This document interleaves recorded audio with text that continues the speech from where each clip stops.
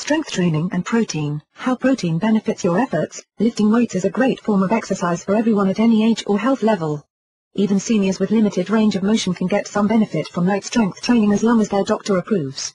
There are varying levels of strength training, from the woman who adds 5-pound dumbbells to her workout routine all the way up to the bodybuilders who are building huge and powerful bodies through hours of lifting ultra-heavy weights.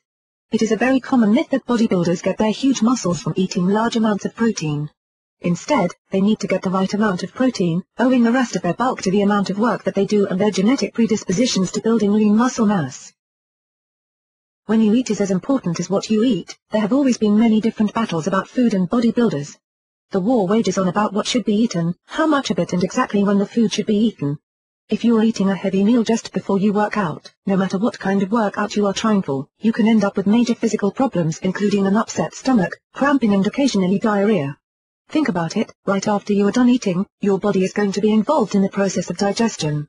The more food you have put into your system, the harder your body will have to work to process it, which takes a lot of energy to do. If you are digesting food at the same time that you are working out, your body will experience serious competition for the energy that is coursing through your system. If you do not eat anything at all before you exercise, you might find yourself feeling weak, tired and even faint. You also put yourself at a higher risk for injuries if you are working out on very low blood sugar levels.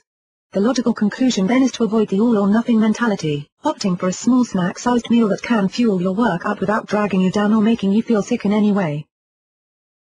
Food for the recovery period. The recovery period is the time right after the workout is concluded.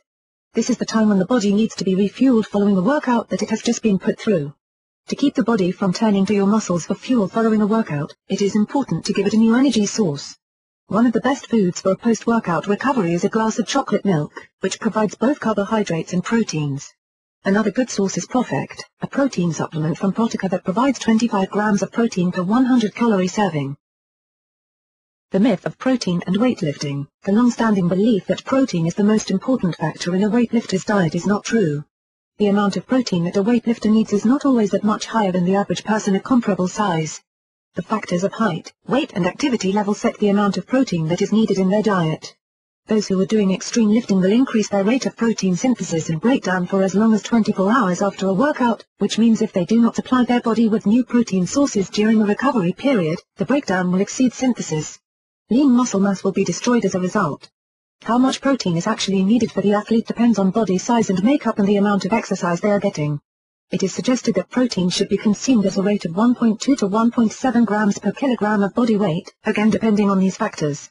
The problem with too much protein. As important as protein is in the diet, too much protein in the overall diet can be counterproductive for the athlete.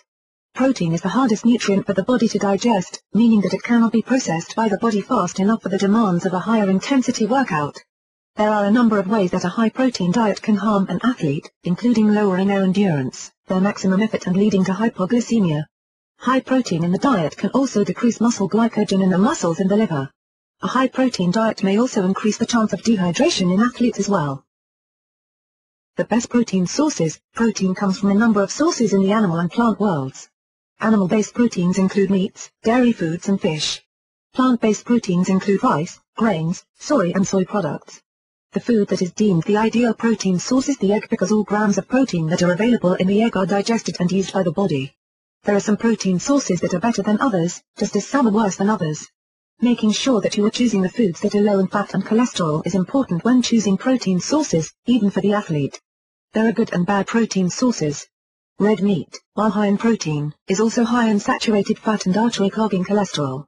Other meats are better sources of protein and have lower calorie counts per serving. Opting for the healthier protein source is a better idea no matter what type of athlete you are. Hockey, weight training and protein. A case study. Tim is a goalie on his local hockey team. His team plays 2 games a day, twice per week. Unlike the other players, Tim is out there on his skates in full gear for a full 60-minute game. Because he wanted to bulk up a little bit, he started lifting weights 3 to 4 times a week on days other than game day. He has also changed his diet to lower the fat that he gets, but slightly increase his protein intake. Before his workout, Tim drinks ProfectR, which keeps him fueled up. He has also found that he is enjoying using ProfectR just before he suits up and hits the ice for a game. In addition, he also uses ProfectR as a between-meal snack on those days that he considers to be his break days. He especially loves the blue raspberry swirl and the ruby melon twist flavors.